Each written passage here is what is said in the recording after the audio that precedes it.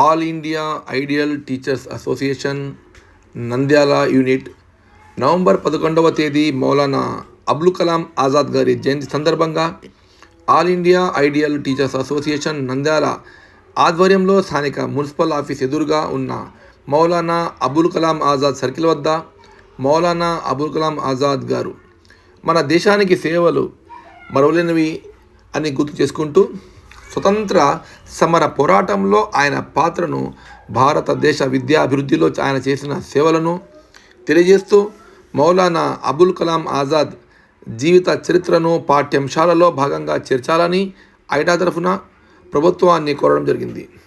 మౌలానా అబుల్ కలాం ఆజాద్ గారిని విద్యార్థులు, యువకులు, రాజకీయ నాయకులు ఆదర్శంగా తీసుకుని భారతదేశ అభివృద్ధిలో తమ శక్తి సామర్థ్యాలను సరైన రీతిలో ఉపయోగించాలని, భారతీయుల ఐక్యత కొరకు ప్రతి ఒక్కరూ ముందు అడుగు వేయాలని కోరారు.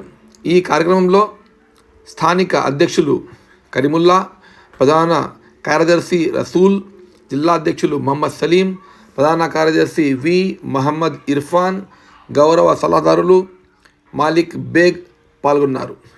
తదనంతరం ఎస్పీజీ గ్రౌండ్ ఎదురుగా మరియు చాన్ కాలువ దగ్గర ఉన్న బ్లైండ్ మరియు మెంటల్ డిజార్డర్ ఛాలెంజ్డ్ పీపుల్స్ పాఠశాలకు పండ్లు పంపిణీ కార్యక్రమం చేయడం జరిగింది.